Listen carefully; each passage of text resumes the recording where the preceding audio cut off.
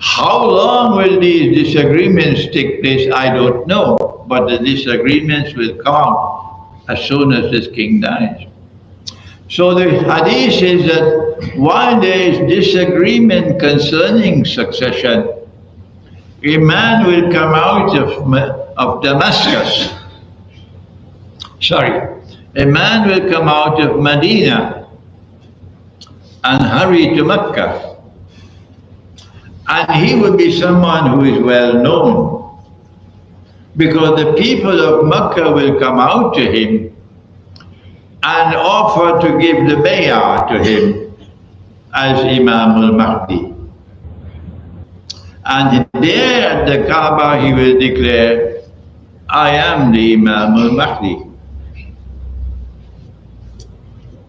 But then, once he declares that he is the Imam, then an army will march from Damascus to attack him. So long as Assad was there, we couldn't understand. But now that Assad had been removed and this jihad had been waged to remove this regime, we're now in a position to do some beneficial analysis. Who are these who have removed Assad?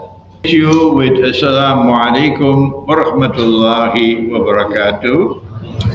And since we have not as yet seen the moon, we must make the dua. Allahumma barik lana fi Rajabin wa Shaban wa barighna Ramadan. Ameen ya Rabbal Alameen. Our topic is a very exciting one. An Islamic eschatological explanation of regime change in Syria. And we begin with what is eschatology. Imam al-Shafi'i, rahimahullah, he said that this ayah, this surah, Surah al-Asr, is so powerful that even if we didn't have the rest of the Quran, this was enough. بعد أعوذ بالله من الشيطان الرجيم والعصر إن الإنسان لفي خسر. Allah is taking an oath by the time of Al-Asr. What is Al-Asr? It is the late afternoon. But here in this Quran, in this ayah, it's not the late afternoon of any special day. No. Allah is taking an oath by the late afternoon of history. And the late afternoon of history is Akhir al-Zaman. It's the end time. That is eschatology. And he says that when the late afternoon of history comes, Innal insana lafi khusr.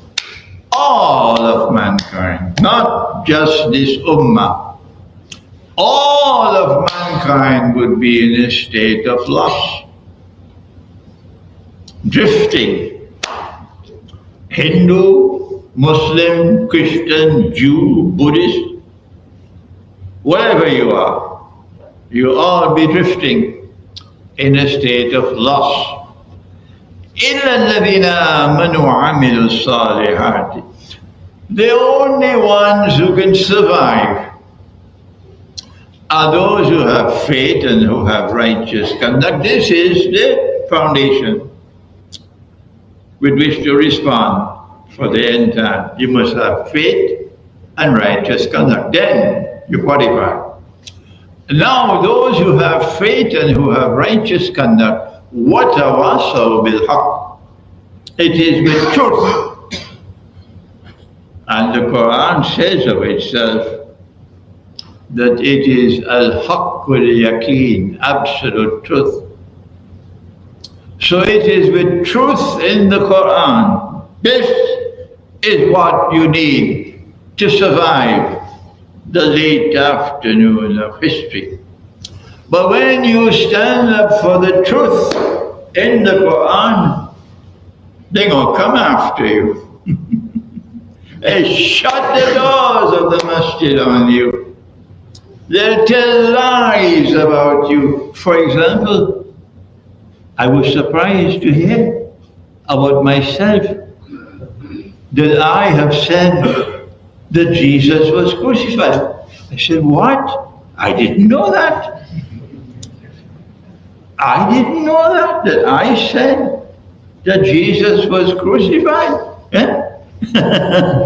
It is something interesting. Imran Hosein has said there is a mistake in the Quran. I said, what? I didn't know that. Huh?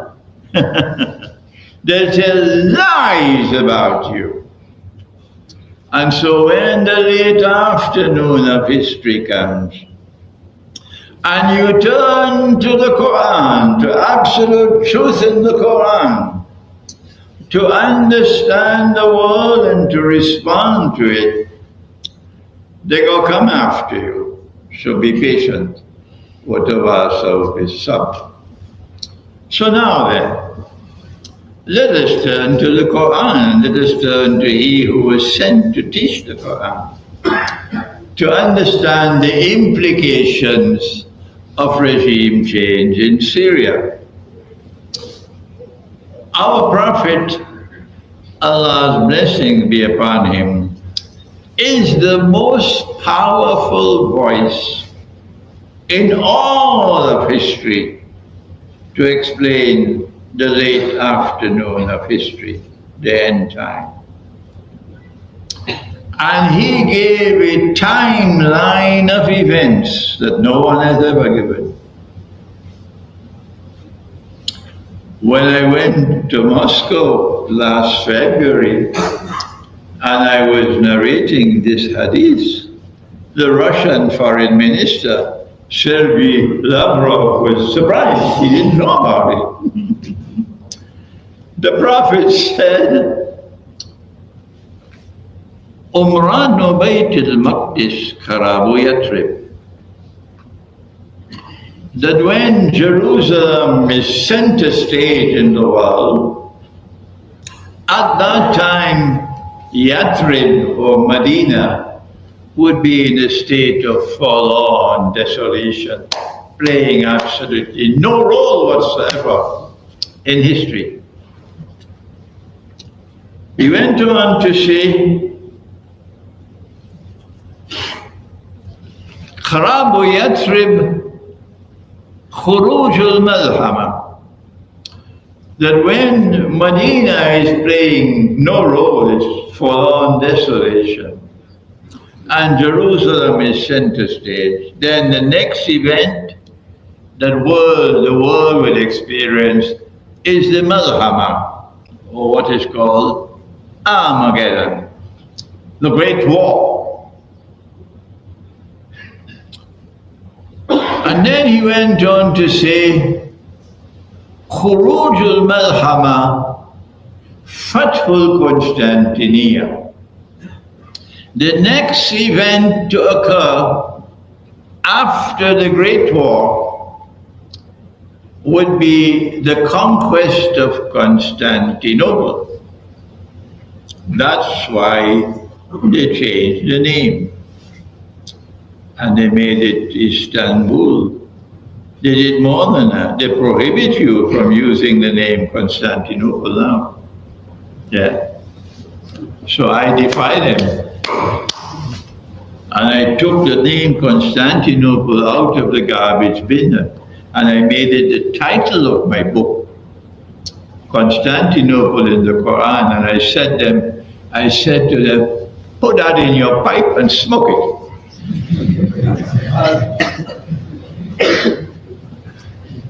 So the conquest of Constantinople is a prophecy of Nabi Muhammad alayhi salatu wasalam.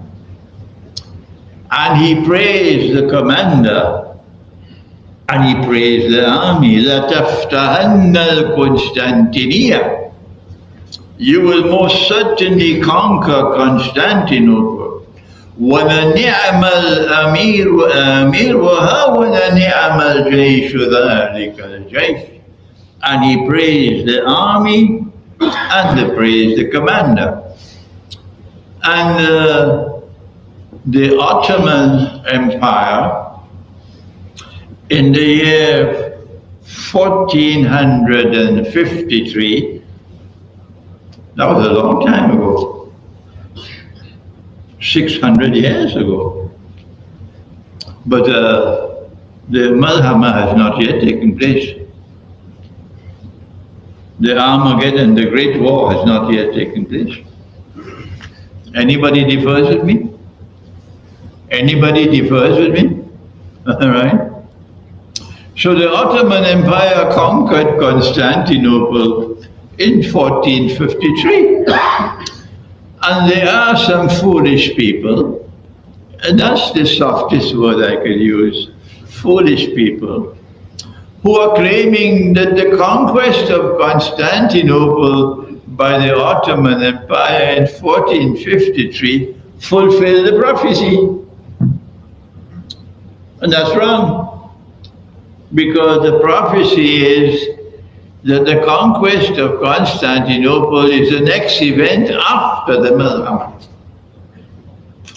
And then he went on to say, Fathul Constantinia Khurujud Dajjal.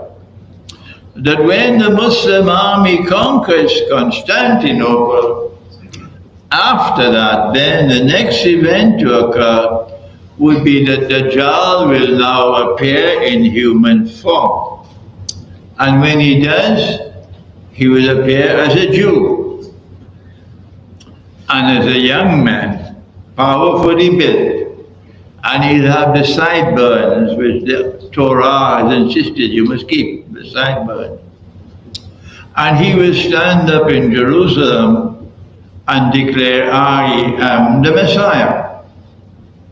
And the prophet said about him, he sees with one eye, the left eye. The right eye is blind. It looks like a bulging grape. But your Lord is not one-eyed. So when Dajjal stands up in Jerusalem and he declares, I am the Messiah, and we say, that is Dajjal. There are others who will say, no, you're wrong. This man sees with two eyes. He can't be Dajjal. He's seeing with two eyes. This is the people with the white thread and the black thread underneath the pillow. When Allah's Messenger said that Dajjal sees with the left eye symbolizes external sight. And when he's blind in the right eye, the blind right eye symbolizes internal blindness. So he will be right. This is Dajjal. This is the timeline. And it is only when the Malhama has occurred, only when the conquest of Constantinople has occurred, only when Dajjal has appeared in human form, only then will the time come for the true Messiah to return. The true Messiah is Jesus, the son of Maryam, Nabi Isa alayhi salam. But Allah sent him to Bani Israel. This is in the Quran, twice in the Quran. And we cannot change what Allah did, can we? No, we can't. If Allah says, I sent him to Banu Israel, can we say, no, no, no, he sent to this ummah? Answer me, Benoni. Answer me. If Allah says, I sent him to Banu Israel, he says that twice in the Quran. Can you change that? And can you say, no, no, no, he's coming back to this ummah? Who is there so foolish? Who is there so foolish to try to change what is in the Quran? But not only is he coming back to his ummah, but more than that, Allah says, I taught him the Quran. Why would Allah teach Nabi Isa alayhi salam the Quran 600 years before the Quran was revealed? Answer, because he's coming back, that's why. And when he comes back, he has his ummah, of which he is the leader, but he also has this ummah, Nabi Muhammad alayhi salatu wasalam, this ummah as well, because he taught the Quran. So this ummah has to be organized in preparations for his return. And that is the evidence from the Quran for Imam al-Mahdi. That in order for Nabi Isa alayhi salam to return, Allah must first send the Imam, and then the Republic of Turkey, and the Republic of Egypt, and the American Kingdom of Saudi Arabia, and the American Republic of Pakistan. All of these will disappear. And the Khilafah state will be restored. No Muslim can do that. Only the Imam can do that. And so now, the Imam will be sent by Allah to prepare the way for Nabi Isa alayhi salam to return. But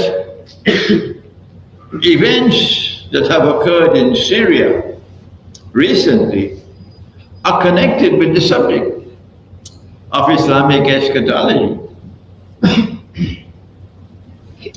Because in Syria, for the longest while, you had a government which was Alawi. Alawi, not Sunni. It started with Hafiz al-Assad. The French chose him, and the French put him there.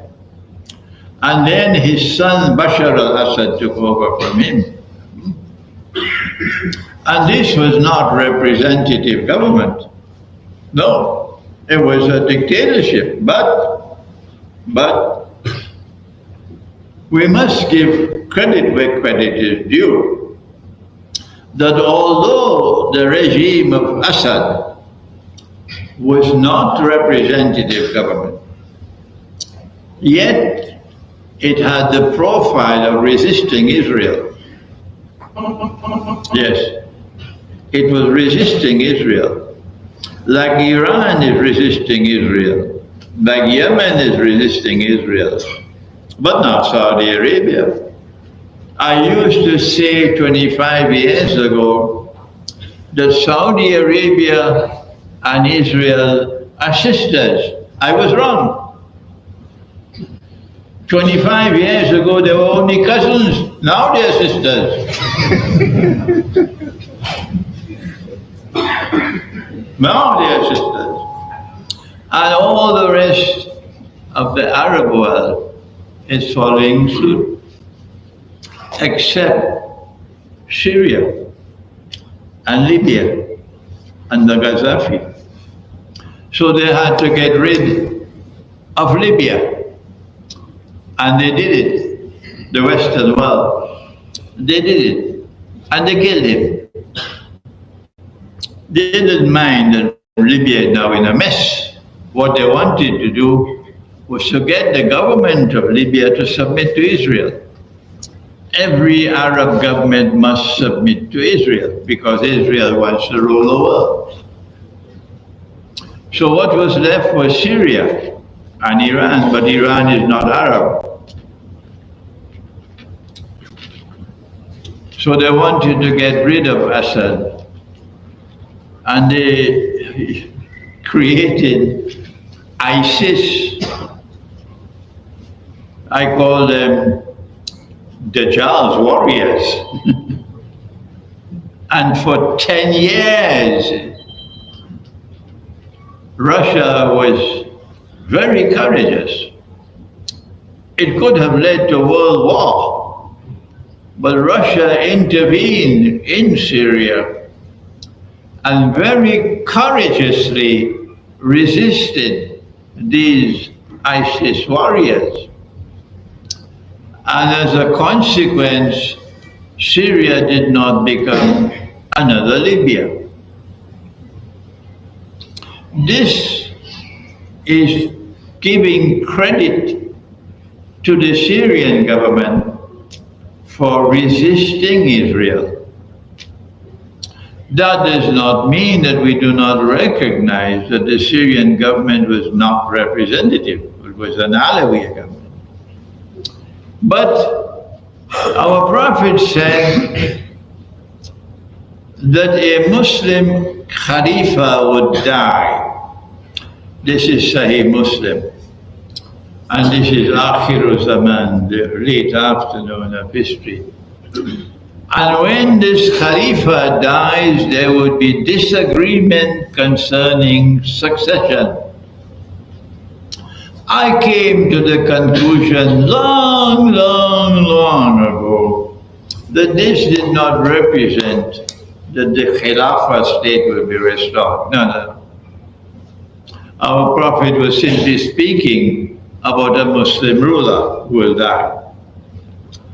And Hizb ut-Tahrir differed with me, never mind. And I said it was a Saudi king who will die. And after 25 years, most people now agree with me that a Saudi king will die. And when he dies, there will be disagreement concerning succession.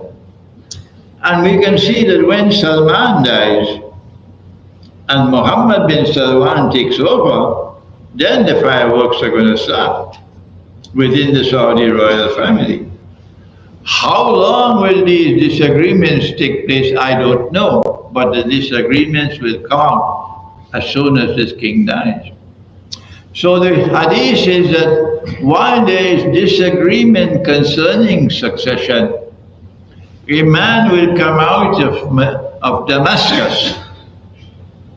A man will come out of Medina and hurry to Mecca. And he will be someone who is well known, because the people of Mecca will come out to him and offer to give the bay'ah to him as Imam al-Mahdi. And there at the Kaaba he will declare, I am the Imam al-Mahdi. But then, once he declares that he is the Imam, then an army will march from Damascus to attack him. So long as Assad was there, we couldn't understand. But now that Assad has been removed and this jihad has been waged to remove this regime, we're now in a position to do some beneficial analysis. Who are these who have removed Assad and waged this jihad? When the regime in Syria fell and Assad had to flee to Moscow, and these jihadists took over in Damascus, the Israeli Prime Minister was boasting. Netanyahu was boasting. We are the ones who brought regime change in Syria, indicating they was the Israeli Mossad at work. Does anyone differ with me? Does anyone differ with me? Good. Not only did Israel boast about the regime change, we did it, but the American government of Joe Biden was boasting as well. Biden said, we did it. United States brought about the change in Syria, which indicates that the CIA was involved in regime change in Syria. Does anyone differ with me? And so now, this was not a valid jihad. This was a Israeli Mossad jihad, and this was a CIA jihad. Does anyone differ with me? I don't think Benoni will differ with me. And so this was a bogus jihad. And so now we can expect that this regime which has taken over in Syria will continue to take control of Syria and rule over Syria until the Imam comes. And when the Imam comes, these are Israel's puppy dogs. So Israel will tell them, go and fight the Imam. The Prophet said that when this disagreement is taking place concerning succession, an army will come out of Damascus, and that army will march to Mecca to attack the Imam. And when that army passes Medina on the way to Mecca, the earth will open and swallow that army. And so now it's easy for us who study Islamic eschatology to recognize that it is these Israeli puppy dogs who now rule over Syria. They are the ones who will come to attack the Imam, and the army will be swallowed by the earth. And when that happens, it will confirm this is not a CIA Mahdi. This is the real Imam al-Mahdi. And then another army will attack it from the Quraysh, from the Kalb, a tribe called the Kalb. But it is almost impossible after 1400 years or more to still identify today the tribe of the Kalb. So it is possible that Allah is not speaking about Kalb as a tribe, but Kalb as a dog. And the Imam will defeat that army. And once he defeats that army, goodbye to Saudi Arabia. Goodbye. Saudi Arabia will return to the garbage bin from where it came out in the first place. If you say this in Cape Town, you could be in trouble, because there's so many who get their salaries from the Saudis.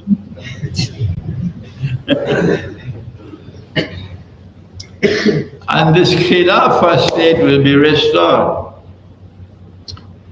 And when the Khilafah state is restored, with the Imam as the leader of that Khilafah state, That is what Allah wants, to send back the Messiah, Nabi Isa alayhi salam.